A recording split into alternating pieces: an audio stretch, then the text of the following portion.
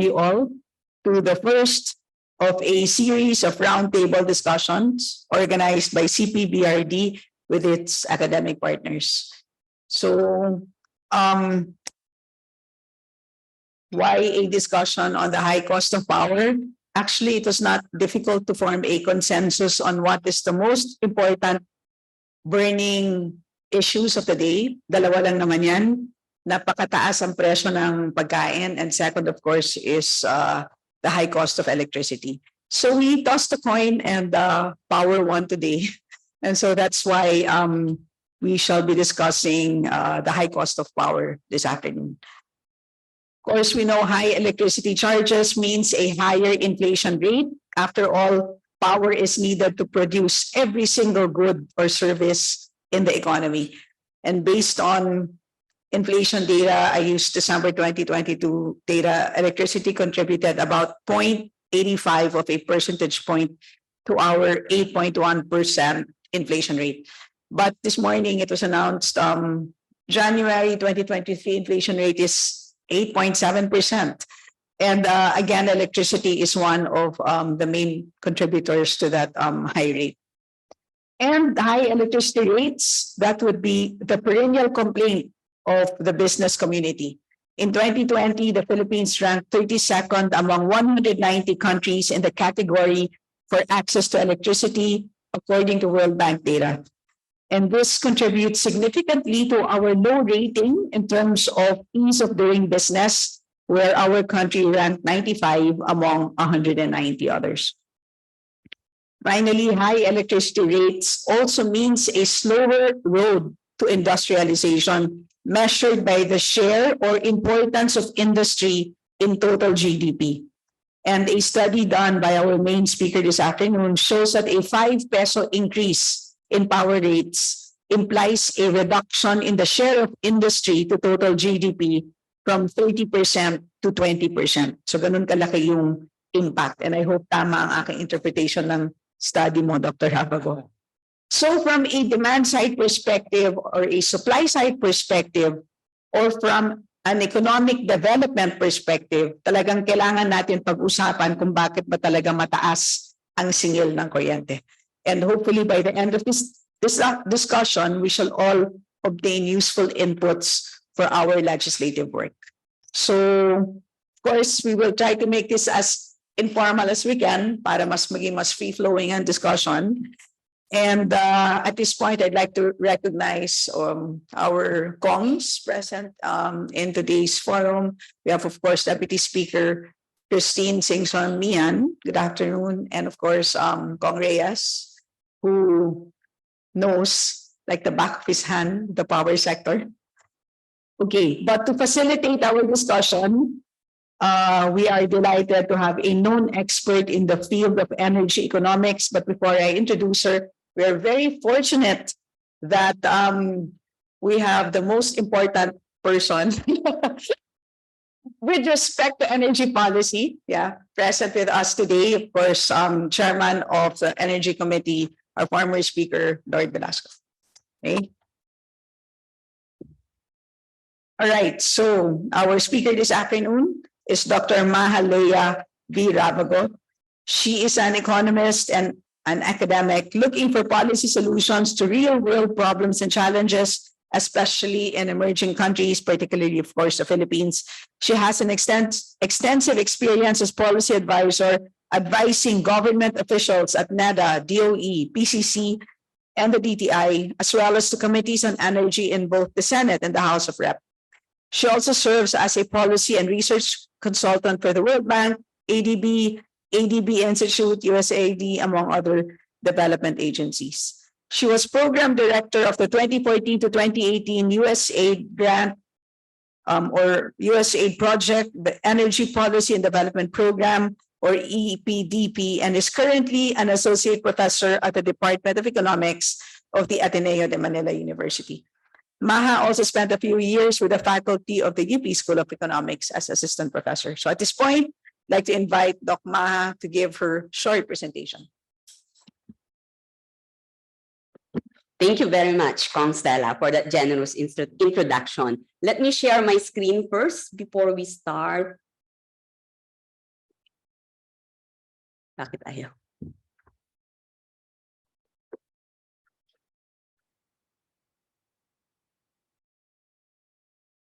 Okay, you see it, right? Okay, so magandang tanghali po muli sa inyong lahat. Bago ko po simulan ng aking presentasyon, kami po ay nagagalak ng partnership or tambalan po ng House of Representatives at ng Academe sa pangunguna ng Ateneo de Manila University ay atin ang nailunsad.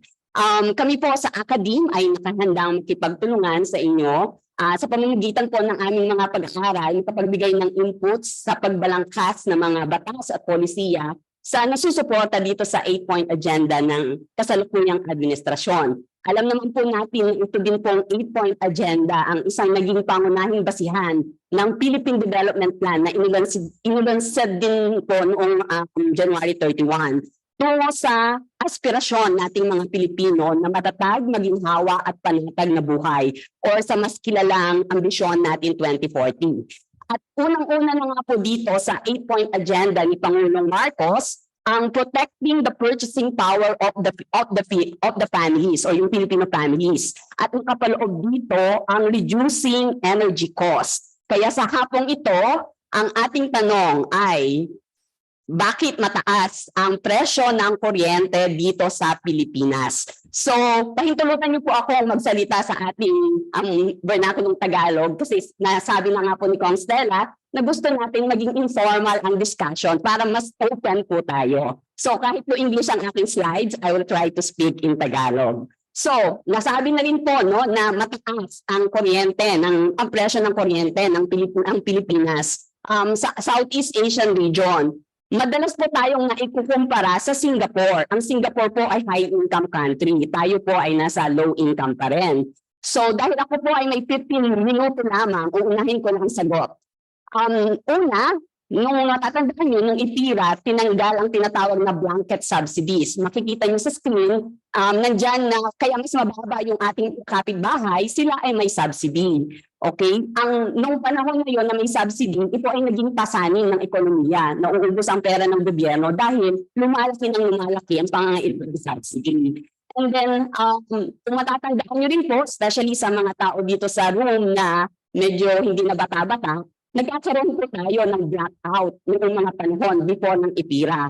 Ito po ay isang indikasyon na understated ang presyo noon. Kasi kung may blackout, ibig sabihin yung effective price masyado nang mataas na hindi mo na binibili. Diba? And then, after ng IPIRA, mataas pa rin yung presyo. So, madaming nagre-reklamo. Isa-isahin po natin yung mga bagay na naging sanhi ng inefficiency dito sa sector. Okay, so, pangunahin po sa ating alalahanin sa mga panahon ito, nabanggit na ni Kong Stella, ang mataas na presyo, ang inflation.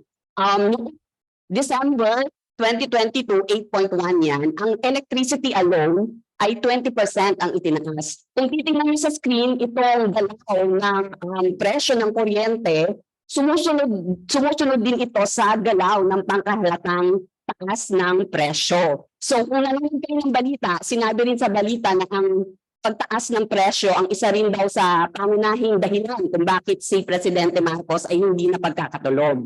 So, bago natin naintindihan kung bakit mataas ang presyo, kailangan din po natin intindihin ang struktura ng industriya ng energy, no? Tingnan po muna natin ito. So, natatandaan nyo na pinasa po ninyo yung IPIRA o yung Electric Power Industry Reform Act noong 2001 na unti-unting binago ang itsura ng energy sector. Before IPIRA, ang energy sector ay isang vertically integrated energy sector. So ang ibig sabihin po noon, pag-ari ng gobyerno, ang generation, transmission, distribution, and retail supply. Nung nagkaroon ng IPIRA, ito po ay pinaghiwa-hiwalay at ginawang competitive ang generation at ang supply sector. Siyempre, ang transmission at distribution, ito po ay natural monopoly.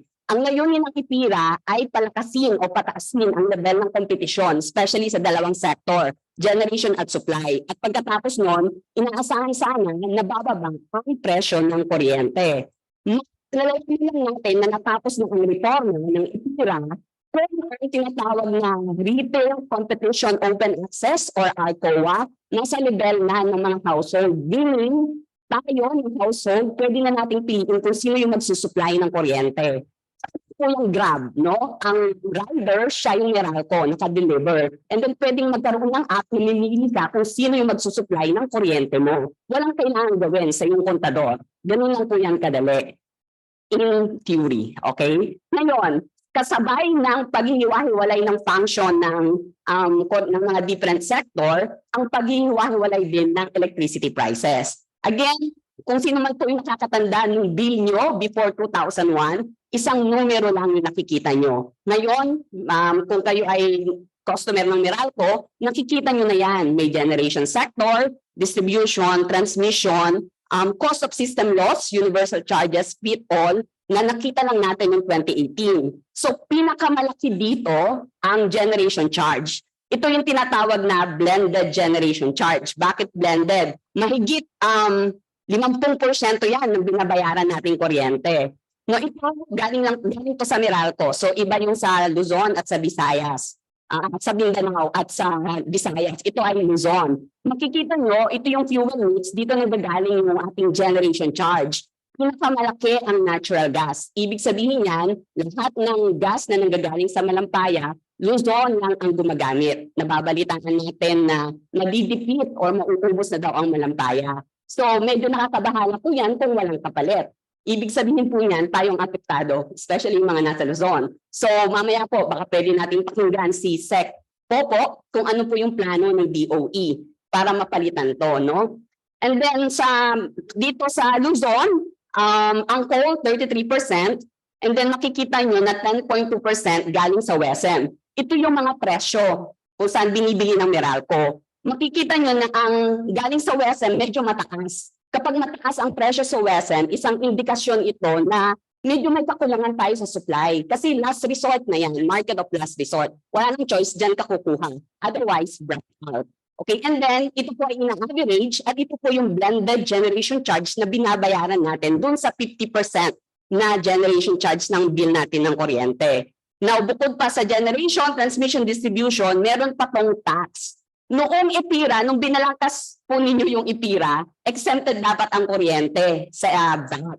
Pero nung in-amend ang Internal Revenue Code, nag-decide po na i-slap na din ang tax dito sa lahat ng chain, lahat ng across all the supply chain of the delivery of electricity. Kaya kung makikita nyo sa red to, systems loss and subsidies, nagsasubsidize na nga po tayo mga consumer ng kuryente, tina-tax pa po tayo doon, pati sa mga kuryente na hindi natin kinokonsume, may tax rin po yan. Now, alam na po natin ang nature ng industry. So, isa-isahin naman natin ano yung mga inefficiency na sinasabi ko kanina. Tingnan po natin, no? Unahin po natin yung tungkol sa generation charge kasi nga po, 50% po yun na binabayaran natin sa electricity. Unang-una po dyan, ang take or pay, ang inadequate, no? Kakulangan at unreliable capacity. Marami po pong bagay kung bakit yan, pero 15 minutes lang po ako. Binigay ko po sa inyong kopya ng slides, nandiyan po yung detalye. Pwede pa po natin pag-usapan ito ng mas malalim pa. Ito lang po ay simula ng ating sunod-sunod pang pag-uusap. So nandiyan po yung mga bureaucratic red tape, cumbersome bureaucracy when undertaking investment. Inaabot po ng 3 taon bago makapagsimula ang isang generation company ng business. Ibig sabihin po noon, part yun ng cost of doing business na ipapasa na naman nila sa atin na consumer. Baka po pwede natin pakinggan si Manny para mapakinggan natin ang naging kanilang experience mula nang nagkaroon na ng EBOS or ease of doing business. Nabawasan po ba talaga itong 3.7 years bago kami kapagpatayo? And then meron pa tayong mga low generation capacity due to less than inefficient legacy power plants. Susunod po na again sisipa ito sa generation charge yung 50%. Ang kabiguan sa pamamahala na nagiging sanhi kung bakit ayaw pumasok ng mga bagong player sa generation sector. Again, papasok na naman to sa 50%. So nagkakaroon tayo ng limitadong kompetisyon sa generation sector. May mga pag-aaral kasi na kapag 3 kumpanya lang daw ang humahawak ng 50% share, medyo meron tayong nakikitang market dominance. So tingnan nyo, sa Luzon, 7 generation companies ang hawak 50%. Sa Visayas, 2 generation companies ang hawak niya 35%. Sa Mindanao, 3 generation companies ang hawak niya, 43%. So ito namang mga matataas na numero na ito, hindi ibig sabihin inaabuso nila ang kanilang dominance. Kaya lang, kapag kukonti ang player, mas madali na mag-coordinate ng kanilang actions, dahil na sa mga ikakasama ng ating mga consumer. Example po niyan, yung nangyari noong 2016. Ito po ang nagtulak kay DOE Secretary na lumapit sa Philippine Competition Commission at sa Energy Regulatory Commission para investigahan ang nangyari noong July 27 and August 5. Makikita natin sa screen na nagkaroon ng kakulangan sa supply. Net supply, ibig sabihin mas malaki ang demand kesa sa supply. Kaya napunta sa negative region. Bakit nagkaganyan? Nasabay yan sa sabay-sabay o na unscheduled shutdown ng mga generation companies. So kasabay niyan, sumipa ang presyo sa spot market, sa merkado. Mamaya baka si Peter, mayroong masasabi tungkol dito kasi exposed siya sa WSM. Ang susunod pa, again, sisipa na naman yan sa generation, yung generation cost, no, doon sa ating bill. Ang susunod pa, yung may mga contradicting instrument o mga contradicting layunin ng mga batas na naipasa na. Una dyan, yung EPIRA at RE law. Ang EPIRA, gusto natin mataas ang kompetisyon at pababain ang presyo. Ang RE law naman, towards cleaner energy. Pareho naman nating gusto ito. Pero dapat lang medyo aligned. Kasi transitioning to cleaner energy, hindi naman pwedeng bigla-bigla yan na papatayin mo lahat ng coal. Dapat may kapalit at nakaayon sa level ng ating development. Ibig sabihin, hindi magmamahal yung kuryente. Yun lang po yung ibig sabihin niyan. And then, so yun po lahat ng nakunang ko sinabi, sisipa yun sa 50% na generation charge. And then, isa pang malaking problema, ang kakulangan sa transmission lines. And then yung uncoordinated planning ng investment in generation and transmission. Merong investment sa isang, let's say sa Visayas, wala namang transmission. Okay, and then yung kakulangan sa transmission line, may connected nga ang Visayas at ang Luzon, kulang naman. So kung minsan may sobrang power sa Visayas, kailangan ng Luzon, hindi ma-export. Kaya na may kakulangan sa Luzon. Sisipa na naman yun ng presyo natin. Okay, so yun po, may mga kakulangan. And then hanggang ngayon, hindi pa rin po connected ang ating grid sa Mindanao, sa Luzon at sa Visayas. Parati nating naririnig ito kay Secto po na nagkakaroon daw po ng stranded power sa Visayas that pitting one renewable, yung solar, against another renewable which is geothermal. And then ang ikalima naman yung overtaxation. Maraming mga studies na nagsasabi na overtax daw yung ating kuryente. Pero may isang pag-aaral, si Ramon Clarete, na kung tatanggalin mo yung VAT, 2% ang ibababa ng ating presyo ng kuryente. Kaya lang, problema ulit yun ng gobyerno, saan mo ngayon kukuhanin yung revenue na yon? Diba? Kasi revenue yun. Pero kung ang tatanggalin natin ay yung red tape, 3 times more effective ito, mas bababa ng 6%. So ito yung cost of doing business. And then, hindi mo naman pwedeng sabihin na ang EPIRA ang may kasalanan dyan, na bumalik na tayo sa pre-EPIRA days. Tandaan po ninyo, ang subsidy ay magiging pasanin ng ekonomiya. At tingnan po natin ang nasa batas ng EPIRA. Sabi ng EPIRA, dapat noong 2007, yung RCOA nasa household level na. Pero ngayon, 2020, nandun pa rin sa malalaking customer yung EPIRA. So wala pang masyadong kompetisyon sa retail sector. So hindi naman po pwedeng sabihin na balik na lang tayo sa pre-EPIRA days. Ito po yung isang pag-aaral na ginawa din namin, bagamat mataas ang presyo nung meron ng EPIRA kasi hindi pa nga po tapos, ito naman po ay gumagalaw sa mas mabagal na paraan. Okay, and then ngayon po, nakita natin yung mga ilang bagay na yan na nagkakos ng inefficiency. Ano po yung mga reforma na kailangan? Ito po ay nasulat na sa Philippine Development Plan. Para lang po sa transparency, tumulong din po ako sa pagbalangkas nitong bahagi na ito ng PDP. Ang gusto po nating kita sa katapusan ng 2028 o katapusan ng kasalukuyang administrasyon, affordable, accessible, reliable, and clean energy. Hindi naman po ibig sabihin hindi na natin titingnan yung towards clean energy. Sinabi ko nga po kanina, kailangan nandun lang po ito sa level ng ating development. Isa po dito yung providing an enabling environment for the market to deliver an optimal fuel mix. So mahalaga po ang role ng Congress doon. sa pagbalangkas ng mga batas para magkaroon ng optimal fuel mix. Ano po mag-ibig sabihin ng optimal? Yung fuel mix, ito po yung panggatong na pinakita ko kanina. Optimal, ibig sabihin, ano yung kombinasyon na magbibigay ng pinakamababang presyo. Hindi lang basta kombinasyon na ito yung gusto natin. Dapat yung implikasyon nun, magbibigay ng mababang presyo. 50% po natin galing sa fuel mix. So yun po yung pinaka-importanting discussion doon. Ano yung fuel mix panggatong magbibigay ng pinakamababang porsyenteng presyo. Yun po yung kulang kapag nagbabasa tayo ng article. So ito po yung mga reforma na pwedeng pagtuunan ng pansin. Yung sa generation sector, we really need to attract new investment. At ano po talaga ang plano para mapalitan yung depleting malampayagan. Medyo nakakabahala po yan.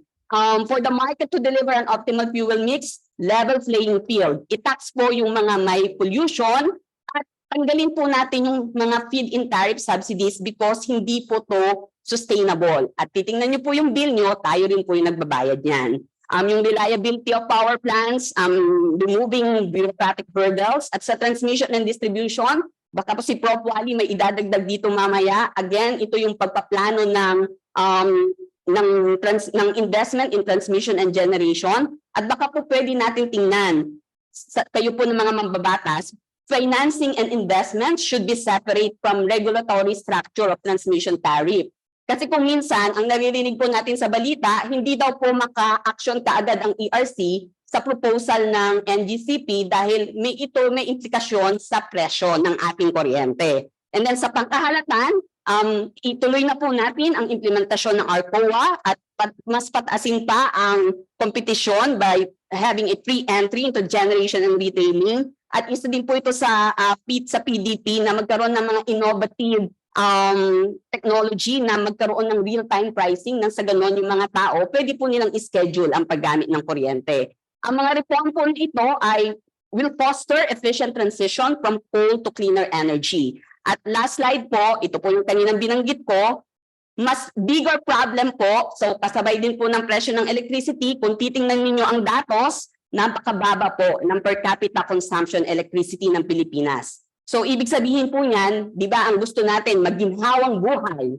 Kapag mas marami tayong konsumo ng kuryente, may aircon tayo, may blender, may microwave, mas maginhawa. Kung kukonti po, ibig sabihin niyan, hindi po masyadong maginhawa ang buhay. So kasabay po nito, sana yung pagtaas ng income, kahit mahal po ang presyo ng kuryente, kung tumataas naman yung income natin, mas na-afford natin. At ito pong problemang ito, likely again, linked to higher prices and reliability problems, especially in the industry.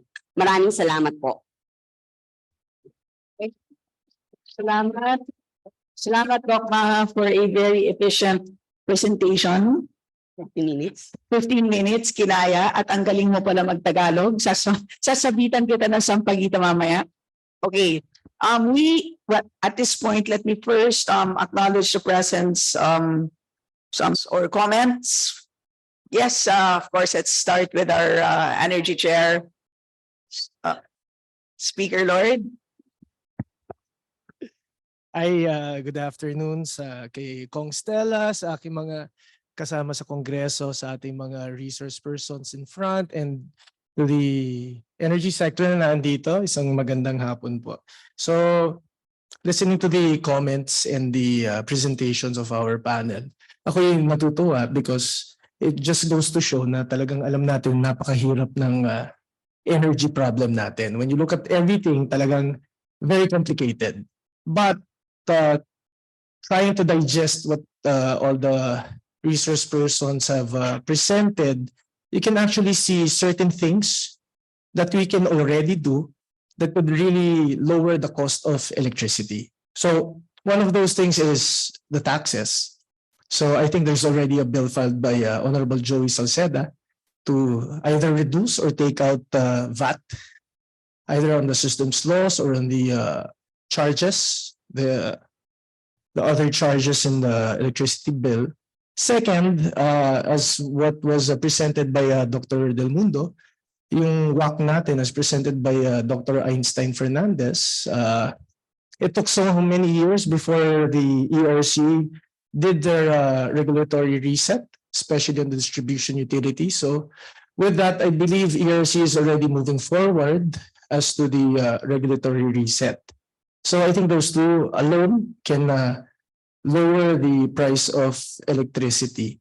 But looking at the whole picture, I believe kasi everyone would want to see that at the end of the day, we want to lower the cost of electricity ASAP. Yun eh. I think the whole country is looking at that. To my opinion, we have our experts here. Okay, to my opinion, I don't think we will see a sudden decrease in electricity prices because the way I see electricity, to be able to lower the cost of electricity, we have to spend first. So when you spend first, so the private companies will be spending, investing, that will come back to the consumers as an increase in the electricity rate. So yung pinaka-present, we don't see it, but if we move forward, nag-i-invest ang mga private companies, eventually, mga 5-10 years, then we'll see the lowering of electricity prices. So comparing our country with the rest of Asia or within our region, we always compare na mas mababa ang electricity prices ng mga neighbors natin. Well, that's mainly because of subsidies given to electricity rates. And sa atin, we're trying to find out how to lower it. Ako, in my humble opinion, one of the things that I'm trying to look at, and very opportune itong ating forum, mainly because the Committee on Energy is about to do a study of the EPIRA law. So we're about to amend the EPIRA law. So one of the things that EPIRA, I think everyone knows this, is they took out the government ownership on electricity or energy infrastructure, generation, sa distribution, pinas na rin natin sa private. I would want to throw this question to our panel because one of the things na I believe that we could do is actually bring back government to put up certain power plants, mainly for benchmarking. Two, our problem with electricity is every time we reach that certain point wherein the reserve power, pumapasok tayo sa yellow at red alert, pumataas yung ating resin prices. So I think government can enter specifically for reserve power. So kunyari, let's say, we say the biggest plant would be yung determination natin ng reserve, then let government enter. Let it put up power specifically for that reserve capacity. So ang akin kasi, ang tingin ko lang, yung subsidy, instead of we use the money of government, the resources of government, for subsidizing mismo yung electricity rates, let's use that money to put up plants. So plants for specific energy sources, new technology. Yan yung one of the proposals that I would want to throw at our energy experts dito sa bansa to be able to stabilize, because one of the things na nirereklamo ng ating bansa is pag tayo nagkulang ng supply, nag-yellow alert ka, nag-red alert ka, tumingin ka sa resin prices, biglang nagja-jack up. Bakit? So we don't understand. So we created the market para bumaba yung rates na mabibili sa market. Kaya nangyayari sa atin, nagja-jack up siya tuwing nagkakaroon tayo ng alert. So this one, I think, would be able to address that. Government coming in. So during that time when we passed the PIRA, na mismanage siguro ang mga assets ng government during that time. I don't know yung but I think that's the reason. But I think we can actually make government come in to a certain extent, limited capacity, para sila naman ang magpatakbo nito. Second, ang tinitingnan ko rin, through to the panel, we're looking at transmission. Transmission, problema natin, interconnection. Sinabi ni Dr. Del Mundo kanina, in the pipeline, my province, Marinduque, is already in the pipeline for interconnection, submarine interconnection to the grid. At sa tingin ko, and I believe, to be able to answer yung mga problema natin sa supply, all islands should be interconnected. Yung buong bansa natin. The problem I think we're going to have is the franchises with NGCP. I believe nakatali sa kanila ang pagpuput up ng mga interconnection lines sa mga islands. Ang isang proposal ko is to be an amendment also that we would allow private companies to come in wherein may pagkukulang ang ating NGCP and let private companies do the interconnection. So parang gagawin na lang natin expressways, they be allowed na singil ng toll. Siyempre also subject to the approval of the ERC, ang regulatory body natin. So those are some of the things that I was looking at. And lastly, ERC. I think we have to review ERC because most of the increase in cost of electricity is because of the delays made or the delays sa pag-approve within the regulatory body. I'm sure sila Sir Rubio knows about this. Kunyari, magpapa-approve sila ng certain topics, no? Sample. File sila ngayon, takes ERC 2 years to be able to approve it. Pagdating ng 2 years, yung financial nila iba na.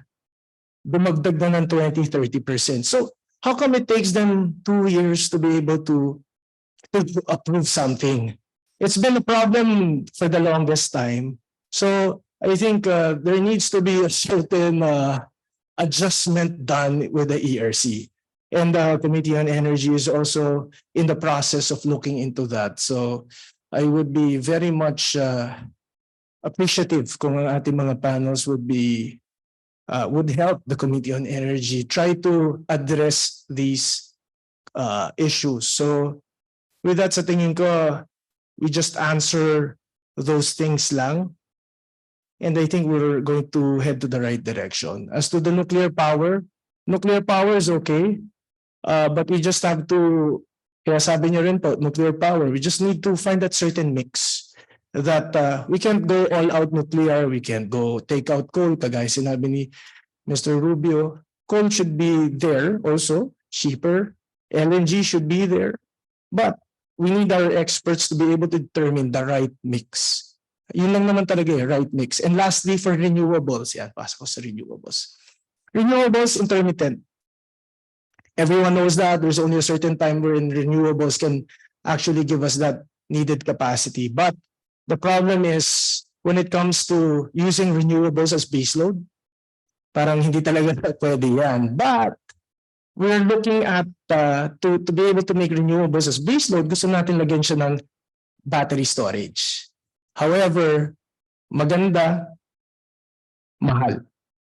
No? So sa tingin ko kay Secretary Latilla, one of the things that we should also look at is yung mga hydro energy storage. So, yung mga nag-impound tayo ng water. So, those types of batteries na ang kailangan natin. Yung hydro, yung parang sa Caliraya. Lake Caliraya is a big battery storage. Then we use the solar to be able to pump during the day. And then at night, you let it run. Then you have hydro at night. So I think those are some of the things na kailangan nating tingnan na I think the Department of Energy should look at. If we need to provide FIT, why not? To be able to push for those types of energy to come in our But yun lang po, some of the things na, and I will be more than happy kung if I can talk with you guys one-on-one para we can fix. Because at this Congress, itong 19th Congress, is one time I'm focusing all my time on energy, and I would really want to amend the IPIRA, and I would really want to fix the ERC. One of the things I think ERC needs is they need to have more commissioners. Because I think the amount of work that is needed, talagang it's too much for them, di ba? Yeah. And then next, we have to put in periods. What do you mean periods? Parang sa Supreme Court lang, meron tayong mga summary judgments. No? Nakalimit sila for this type of petition. You have to finish this in what? 2 months, 3 months? Hindi yung parang prolong natin na ganun katagal. So there's a lot of things to study. Energy is so hard. Mahirap po, but we're trying to do whatever we can. Systems laws, nakakatuwa po ang systems laws. Medyo napababa natin yan. Back in the 17th Congress, kami ni Senator Win, inano namin yung systems laws, and that's why buti gumalaw ang ERC na pababa nila yung systems laws. But gusto pa natin pababain to be able to lower it. So, yun lang. So, hopefully the panels, yung gusto ko lang marinig from the panels is really yung the possibility of opening interconnection to private companies, to government coming in, the power industry on a limited capacity, benchmarking, and when we see that sometimes mga investors medyo may pagkukulang, government can come in, and yung reserve capacity, baka pwedeng government can come in also. So those are the things. So maraming salamat po. Salamat. Napaka-energetic talaga ng Energy Chair. Dun sa tanong sa ERC kung bakit mabagal, ang sagot doon, i-hire na lang or i-deploy si Einstein para bumilis ang pag-compute. Okay. Let's ask Dr. Ma to respond, and then after Dr. Ma, we shall request Sec Popo to please reply to particularly the question on, there's a very interesting question which is, meron bang role ang gobyerno to directly participate in, for example, generation and transmission? So let's start with Dr. Ma. Yes po. Agree po ako na kailangang i-revisit ang EPIRA, pero pag i-revisit po natin yung EPIRA, marami pa pong batas nakasama po doon. Hindi lang po natin titingnan yung EPIRA, like yung franchise law ng NGCP, pati yung RE law. Nabanggit ko na po kanina na medyo minsan nagkasalungat yung objective. Doon po sa tanong nyo, saan ba magpa-participate ba yung government kapag i-revisit natin itong mga batas na to? Sa tingin ko po, mas magiging epektibo ang partisipasyon ng government kung doon sa transmission more than sa generation. Kanina po sinabi ko na dapat sana magkahiwalay yung financing and yung investment. Sa ngayon kasi, baka po ito, reinterpretation lang ng batas ng franchise law ng NGCP. Meron po kasing magkakaibang interpretasyon na nagsasabi na si NGCP lang daw ang pwedeng mag-finance ng investment. So ibig sabihin nun, kailangan nilang isubmit kay ERC at i-approve ng ERC yung investment na yon in such a way na marirecoup nila yung investment.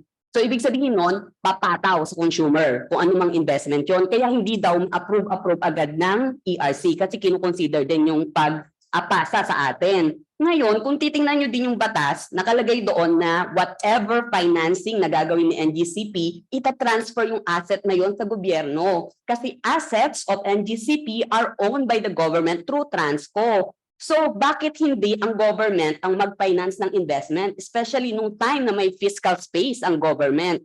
Ngayon po, pandemic. Hindi ko alam kung pwede yan. Pero kung may fiscal space po yung government, so ibig sabihin nun, kung government ang nag-finance ng transmission, hindi na kailangang ipasa sa customer, sa atin po yung ipapasa. So yun po yung mas epektibo. Kung sa generation po kasi, ang kailangan pong isolve dyan, yung hurdle. Kasi nga po 347 signatures daw po yung kailangan. Kung wala po yun, mas marami pong papasok. Kung mas madali pong mag-invest. And again, the interpretation of law lang din yung nangyari, hindi po inamend yung batas. Yung pong sa IRR ng RE law, di ba? Nung natanggal na yung 60-40, inaasahan po natin na mas marami pang papasok na investor naman sa renewable. So para po mas magiging epektibo yung partisipasyon ng gobyerno kung sa transmission. Kung mas masosolve po yung transmission, isa rin po yung paraan para ma-manage yung intermittency. Kasi kung modern yung ating infrastructure, hindi lang tayo titingin sa investment sa generation. Kasi kung hindi mo naman mamamanage, di ba kaya nag-a-agree ng systems impact? Kasi nga yung intermittency ng renewable, hindi siya basta-basta papasok. Kung modern, part din yun ng management ng intermittency ng renewable. So masasolve mo yung gusto mong mas maraming pumasok na renewable, dapat kasabay niyan yung investment natin sa infrastructure. Ngayon naman po yung battery, tama po kayo doon, no, na yung hydro, part yan ng battery. Sa Canada, yan yung ginagawa kasi meron silang Niagara Falls. So, namamanage yung intermittency. Sa atin po, di ba natuyo yung hydro natin sa Mindanao? Medyo baka mahirapan tayo.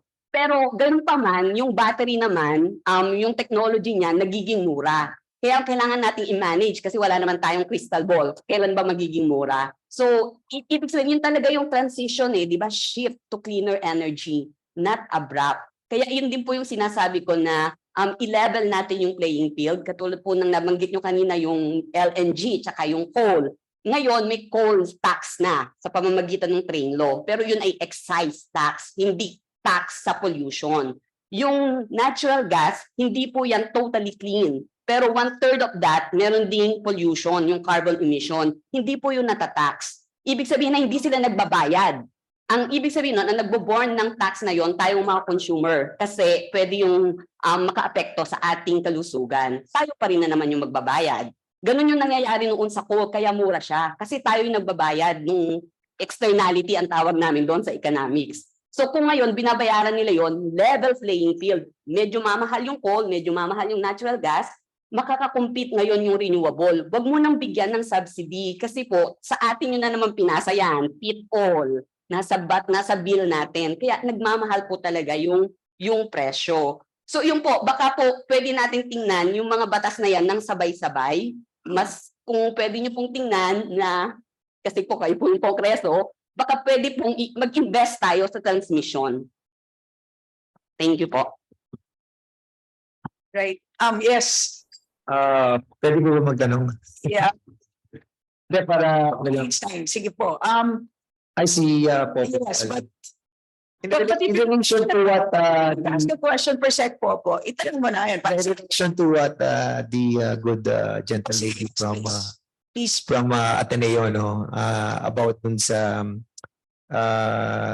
we need really the intervention of the government in this and there's a lot of really complex problem that within our system. And one of those is the, of course, we all know kanina sa presentation nyo, it's about the cost of generation is really too high. 50%. Transmission is 10%, distribution is 25%, and all others. But the 50% cost ng generation goes to 60% is coal. All others, natural gas, renewable energy. So 60% yung malaking kino-compromise, but considering na tumaas nga po yung coal, talagang we cannot do anything about it. So my question is, how can we lower the cost of generation cost, which is eating the total consumption natin of 50%? I heard Dr. Del Mundo said a while ago that yung competitive selection process work, which I believe really work. But it's a small pie 'di ba? Lalo na kapag sa mga area lang that aggregating their groups. So dito dun sa tanong ko po ay paano natin malolower aside from the CSP, paano pa natin malolower yung 50% na generation cost? Considering mataas yung coal. Yun po kasi mas marami po sana ang investment sa generation kasi kaya po din medyo mataas po konti. So, di ba po, kumbaga sa supply and demand, kapag po konti yung supply, mas mataas yung presyo. Kung mas madami sila, maglalabanan sila. Ang problema nga po kasi doon, ang tagal, ang hirap makapasok ng mga bagong generation company. So, isa po yun sa nakikita natin na problema. Pero, so tingnan po natin sa mga susunod na taon dahil nawala na nga po yung 60-40, baka mas marami na pong pumasok na renewable. Kaya lang po, renewable yun, kailangan mo pa rin yung mga pang-balanse ng intermittency. So, hindi mo pa rin talaga pwedeng tanggalin yung coal at yung natural gas. Yung sa natural gas naman, papasok na daw yung mga liquefied natural gas. Nasabay naman po sa pandemic at sa gera sa Ukraine. Kaya hindi rin po agad makarating dito, nagmamahal din. Yung sa coal naman, baka may sagot yung mga sa generation company, hindi daw po natin basta-basta magagamit yung ating indigenous coal kasi yung quality ng coal natin iba kaysa sa quality ng imported. Masisira daw po yung turbine at mas maraming ine-emit na pollution yung ating lower quality na coal. So in other words, Doktora, talagang in terms of the production ng mga needed fuel for the electricity, talagang walang short-term solution. It's a long-term solution. Kailangan pong padamihin natin sana yung supply. So, yung papunta na po tayo doon sana, yung sa ease of doing business at yung EBOS. Kailan po sinabi nga po ni Manny kanina, hindi lang DOE ang nagbibigay ng permit para makapagsimula ng business. Kasi kung iisipin nyo, dahil sa ang dami-daming taon bago ka makapagsimula ng business, hindi ba babayaran yun ng isang investment company kung ano yung ginastos nila to put that up? Yeah. So that's part of their investment, meaning ipapasa nila yan sa atin. With that, it's really hard to lower the price of our electricity concerning the generation cost, which is 50%. That is eating up our paying public. I'm just wondering, kasi kanina our good chairman of the Committee on Energy was saying that strengthening the ERC Yes. is one of the task of this of our chairman. At considering that we have discussed also the lowering of the transmission rate and distribution rate through WAC na nagawa ng aming chairman. I was thinking about how about the power of ERC to check on the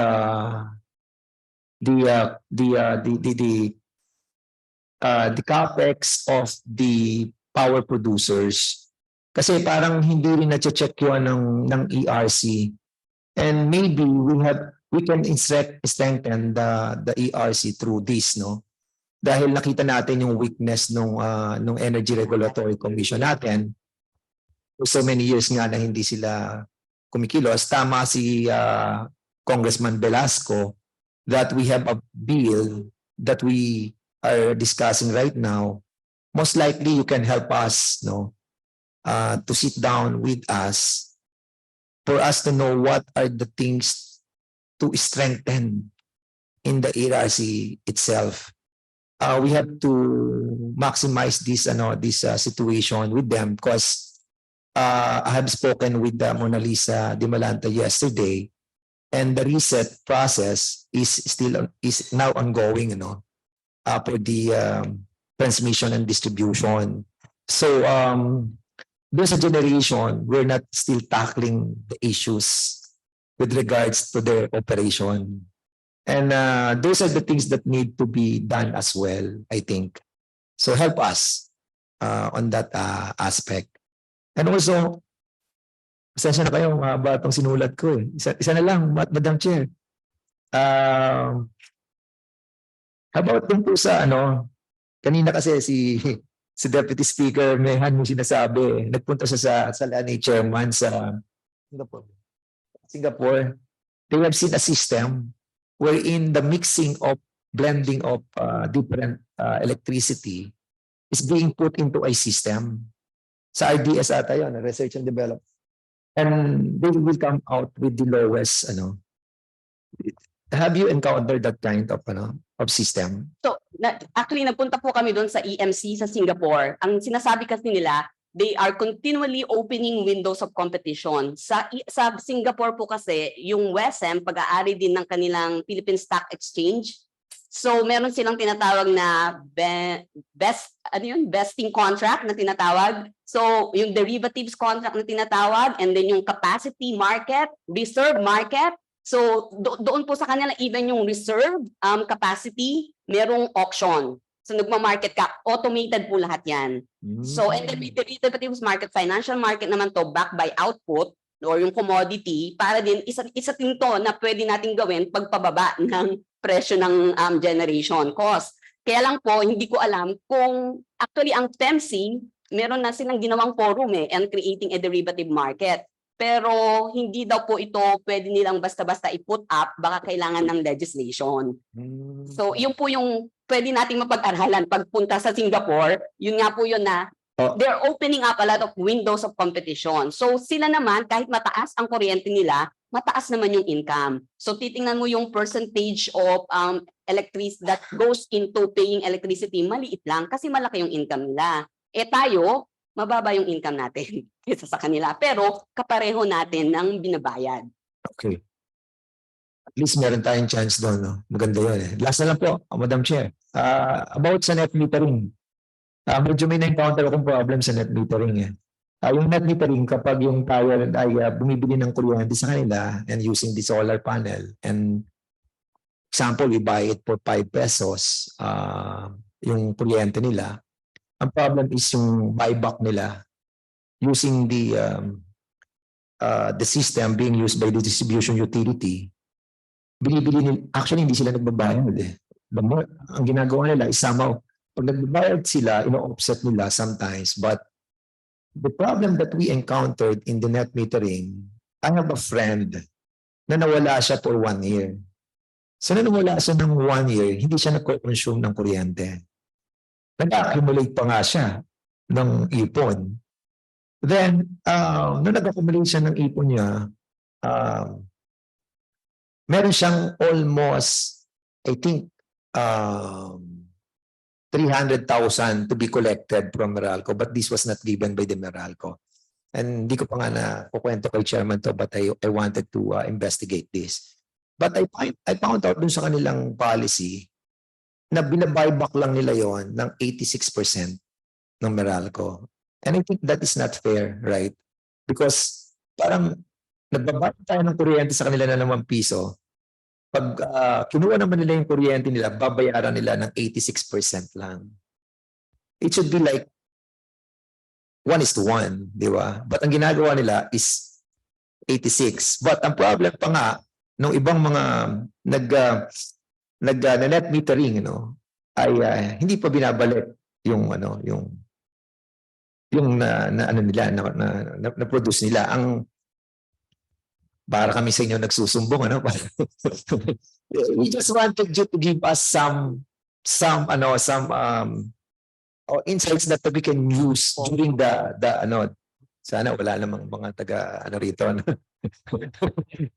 Ay kaso ba? This will come out as well, this problem. But inuunahan ko na rin, let them know that we are encountering problems on this, and those people who have constructed their own solar panel by net metering, these are the problems that they have encountered. We have like 3,000 na net metering, I think in Manila alone, but yun yung kanilang mga problem. So I hope, kasi I cannot give a right solution if ever na we will be encountering it in the committee. But somehow here siguro magkaroon tayo ng discussion about it. Thank you, ma'am. That's it. Tama pong observation yan, pero ganito po yung nangyayari dyan. Di ba nung nagpakabit po tayo sa Meralco, magkano po yung binayad natin? Parang 2,000 lang po yata. So pakabit yon, di ba? So dito muna po tayo sa sitwasyon na wala ka pang solar. So ngayon nagbabayad tayo sa Meralco, lahat tayo, per kilowatt hour. Yung per kilowatt hour na yon, parang tinatawag yun ng variable cost, di ba? Mas mataas kinukonsumo mo, mas mataas yung bayad mo. Pero may capex ang distribution at transmission. Dinidivide yon sa konsumo ng kuryente mo. So in effect, yung capex na fixed cost, fixed investment yon, nagiging variable. Mas mataas konsumo mo, mas mataas yung bayad mo. Di ba? So ngayon, nagpakabit ka ng solar. Para ka ng generation company. Pag naghatid ka sa Meralco, dapat bayaran mo siya sa line of business at sa transmission kung maghahatid ka. Di ba? Hindi naman 10 pesos, yung 10 pesos na yun, 50% lang doon yung generation. May transmission at distribution. Naging generation ka.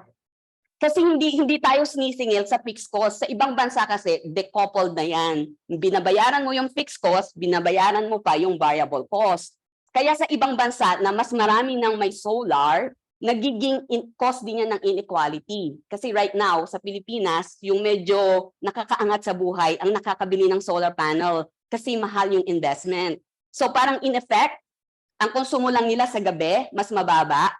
Mababa lang din yung binabayaran nilang fixed cost. In effect, tayong mga medyo hindi mataas ang income, dinidivide sa atin yung fixed cost ng Meralco, tayo yung nagbabayad. Sinasubsidize natin yung mga pamilya na mas nakakaangat kasi sila lang ang may kakayahan. At sila lang din yung may kakayahan na bumili ng battery kasi medyo mahal pa din yung battery. Hindi lahat na may solar may battery. Yes. Kasi mas mahal sa ngayon. Kasi sa future, pwede nang bumaba yan. So, hindi yun kasama eh. Kasi ang batas natin, sinasabi lang na masasama yon sa variable costing. Walang decoupling ng fixed cost at ng variable. Kasi ngayon, ang nakikita natin, akala natin, nag-generate tayo ng electricity. I should get 10 pesos. Di ba 50% lang nun yung generation? Yeah, so this is a good this is a good discussion. We were able to ask from us on our side to answer some questions that really boggling our minds, And good thing that we have discussed this, and we will not be discussing this in the committee anymore. Now, but the problem is they never explained to us, even in the policy that they released, that it is construed, parang nagkakaroon ng reason ang distribution utility to say that you are functioning already as a generation, considering that variables that you have mentioned a while ago. Now I understand. Para po, sa ibang bansa po kasi meron ng decoupling na tinatawag. Kasi gusto naman natin na magkaroon ng solar panel, di ba? In the future, yung mga tao. Kasi mas kumbaga, yun nga, concern for the environment. So, kung meron pong ganon na decoupling, iba yung presyo ng fixed cost, iba yung charging mo sa variable cost, ibig sabihin, kahit may solar ka, magbabayad ka pa rin ng fixed cost kasi kakabit ka sa gabi. Yeah. Dapat pare-pareho tayo ng binabayaran ng fixed cost na yon. Kaya lang, hindi basta-basta yon pwedeng gawin ng Meralco or ng any distribution utility kasi sumusunod sila sa batas. Kasalanan pala natin. Okay, kasalanan pala ng Kongreso. Yes, Sec Popo, are you still with us? Or I think you went back to work? In which case, Chair. All right. Congress? Yeah. Director Ma, you mentioned a while ago, Dr. Ma, you mentioned a while ago that there is stranded power in different areas that could not be utilized because we lack interconnection to the grid. What is the actual number for that? Yung number nyo yun, pero yun yung binabanggit parati ni Sec Popo, like sa Negros daw. Negros has stranded power. Yes. That we could utilize. Na pwede sanang i-export. Okay. Pero dahil may congestion, hindi mo ma-utilize. Parang din yung binabanggit kanina ni Manny sa Davao na North and South. All right. Then it's so apparent that the grid operator really needs to interconnect all of these islands. Now, the grid operator normally submits some sort of transmission development plan. How diligent are they in fulfilling this? Because it seems like they submit it, but it seems to be an FYI only, na as compared to it is mandated for them to interconnect it. Baka ang nagiging problem nito is their decision on how to interconnect depends on the profitability of the area as compared to the need to interconnect. So it becomes more market-oriented as to what was supposed to be the spirit of EPIRA and the franchise of the grid operator. So are they made accountable for this? We've never really made them accountable for not fulfilling the transmission development plan, is it? Okay. So yung NGCP, so yung transmission and distribution, hindi po to competitive dahil natural monopoly. So tama po kayo na nagsasubmit sila. Kapag nag-submit sila sa ERC, kailangang i-approve ng ERC yung financing investment. Yun po yung sinasabi ko kanina. Na hindi naman basta-basta daw i-approve ng ERC kasi meron yung implication sa prices, yung transmission cost. Pwede kasing tumaas. So yun yung reason, sasabihin na reason ni NGCP. So, yun din naman yung sasabihin na reason ni ERC. So, parang chicken and egg, hindi po ba? Pero tama din po kayo sa observation na baka kailangang i-audit yung NGCP at saka yung distribution lines. Kasi nga po, natural monopoly na may regulation. Okay. Then the other one is, you're mentioning that generators are not are having difficulty coming in because of the bureaucracy. How much of that is also dependent that because may generator plant ka, there's a grid somewhere, but it's not necessarily na malapit yung grid sa plant. So there has to be a way on how to connect it. Who's usually responsible for that? I believe that's NGCP. And if NGCP says, oh no, we cannot connect there kasi wala yan sa financing or sa development plan natin, then that also becomes a hindrance for any generation plan to connect to the grid. Pero I think in some of the generation companies, sila yung pinapag-invest sa connection. Baka si... Yeah, I think that's supposed to be a point-to-point policy so that it becomes na lang recoverable by the generation company so that it's not dependent anymore on the grid operator. May ganun nga pong nangyayari. Do you wish to contribute to the discussion? Thank you, sir. Congressman, very